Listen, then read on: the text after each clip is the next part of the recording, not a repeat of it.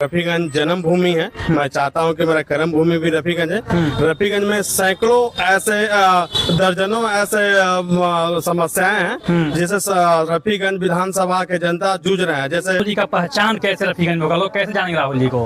राहुल जी आजकल चुनाव में पैसा का भी एक बड़ा रोल होता है। राहुल जी कैसे घराने से आते हैं, गरीब हैं, अमीर हैं कि मध्यम वर्गीय हैं? राधा स्वामी संगठन से उसका समर्थन प्राप्त किया, संगठन से जी हाँ, समर्थन प्राप्त किया हुआ है। एनडीए प्रत्याशी प्रमोद सिंह, कंप्रेजेंट प्रमोद सिंह, अपने को कहाँ देखते हैं? देखिए, अपने बोला रफीगंज में जाम की समस्या है, उसके तुलना में दो काम और बताइए जो आप कर पाएंगे रफीगंज में। देखिए, नेता राहुल जी विधायक बनते हैं तो मुख्यमंत्री के रूप में देखा कैसे पसंद करेंगे?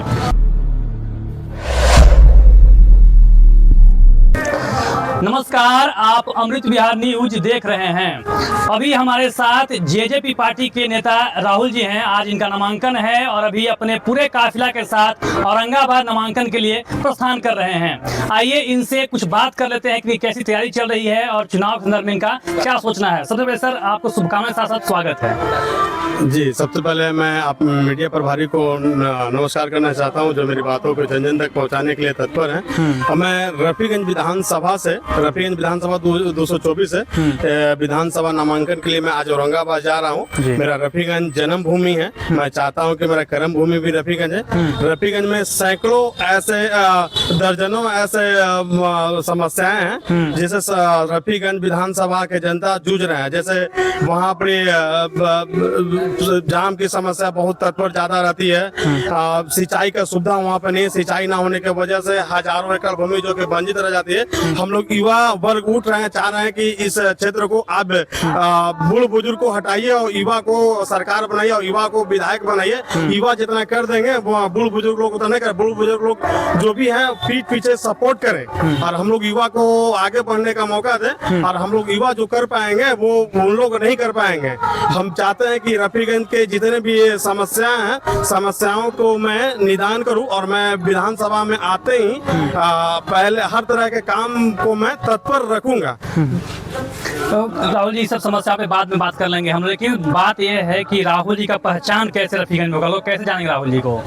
रफीगंज की पहचान, मेरा रफीगंज जन्मभूमि है। कौन से गांव में, कैसे परिचय, कौन सा? रफीगंज बस रेलवे स्टेशन के बगल में मेरा अपना खानदानी घर है। मैं रफीगंज का रहने वाला हूँ, रफीगंज का ही लड़का, रफीगंज का ही बेटा हूँ मैं।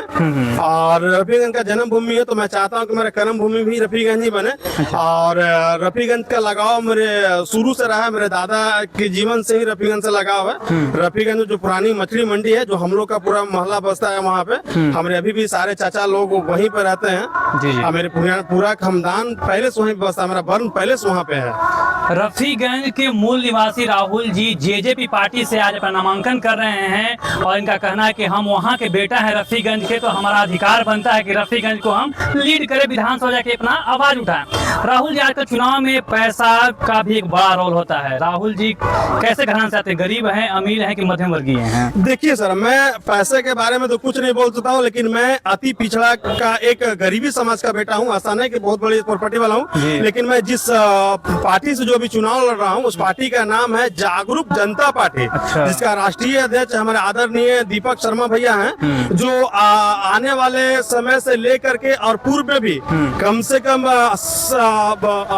करोड़ों लोग को अपने ट्रस्ट के माध्यम से लोगों के पास में सेवा के लिए, चाहे गाड़ी हो, गाड़ी में भी 40% डिस्काउंट देते हैं। बच्ची को शादी विवाह हो, शादी विवाह में हर एक तरह की मदद करते हैं। और इसी के तहत मैं जब रफीगंज से चुनाव लड़ूंगा तो आने वाले समय में किसी भी तरह की परेशानी हो तो मेरा, जबकि ये जो ट्रस्ट है राधा स्वामी संगठन, जो इंडिया का सबसे नंबर 1 ट्रस्ट में आता है। यहाँ पे हजारों लोग, करोड़ों लोग को सुविधा मिल चुका है। आज भी आप जितने की गाड़ी लेना चाहें, आपको 40% डिस्काउंट पे गाड़ी चाहिए। 1 करोड़ को या 20,000 के या 10,000 के गाड़ी, 1 लाख की गाड़ी हो, 1 लाख हो या 1 करोड़ की गाड़ी हो, आपको 40% छूट वहाँ पे आज भी मिलती है।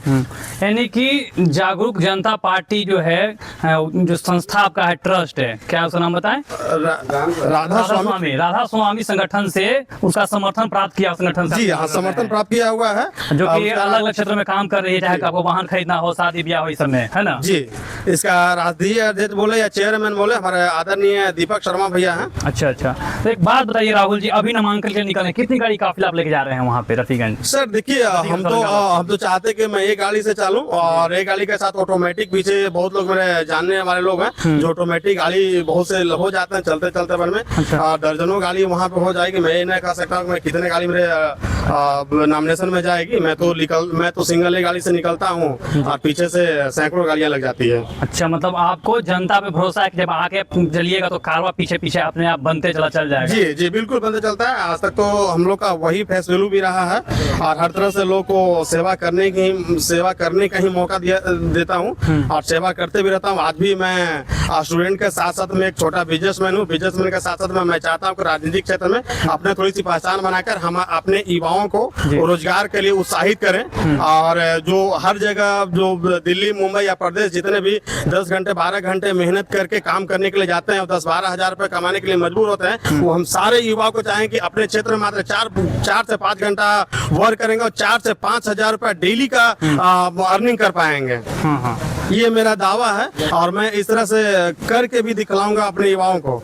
जितना रफीगंज मदनपुर विधानसभा में जितने भी लगभग 38 पंचायत है, 38 पंचायत के जितने भी गांव नहीं वार्ड तक जाकर के मैं लोगों को सेवा पहुंचाने का कार्य करूंगा।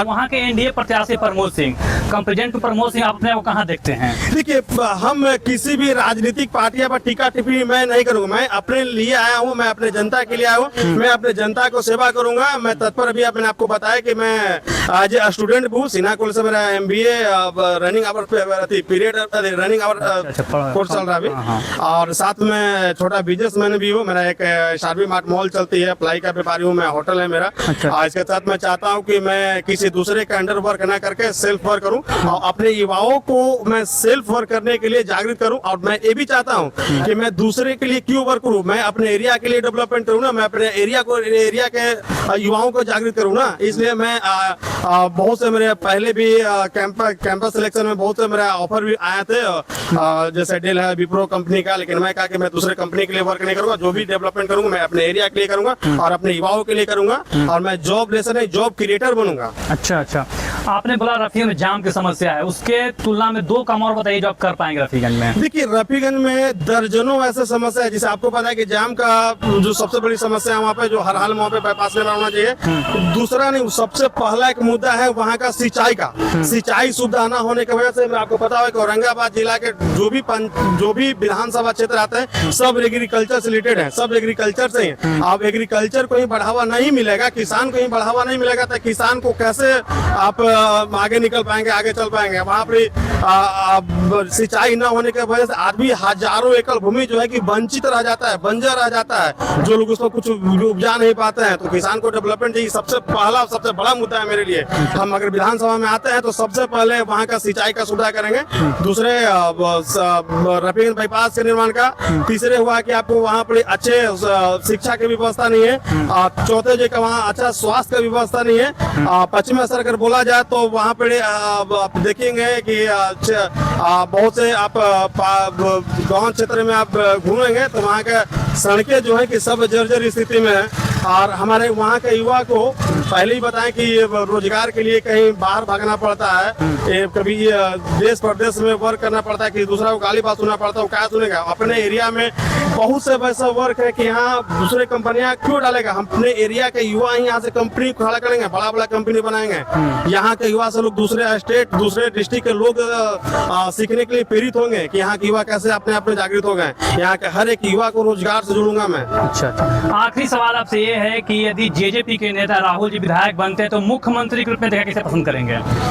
देखिए सर, मैं आपको पहले ही बता चुका हूँ कि मुझे राजनीतिक पर कोई टीपा टिप्पणी अभी नहीं करना है। मुझे अपने मुख्यमंत्री तो बनाएंगे ना, विधायक मुख्यमंत्री अगर जो जनता भगवान चाहेंगे वो उनके समर्पित है। हम अपने विधानसभा के लिए आया हूँ। मैं चाहूंगा कि जेजेपी का सरकार बने, जो राधा स्वामी संगठन से जो लगभग करोड़ों युवाओं के, करोड़ों लोगों का जो सेवा हो चुका है। आने वाला समय पूरा बिहार के लोग बहुत रास्ते पर उठ करके सेवा करें। और मैं यदि विधानसभा पहुंचता हूं तो मैं राधा स्वामी संगठन के साथ साथ मैं अपने भी जो भी तत्पर होगा मैं वहां जनता भगवान के लिए कुछ भी करने के लिए तैयार हूँ। वहाँ सब चीज मैं करूंगा।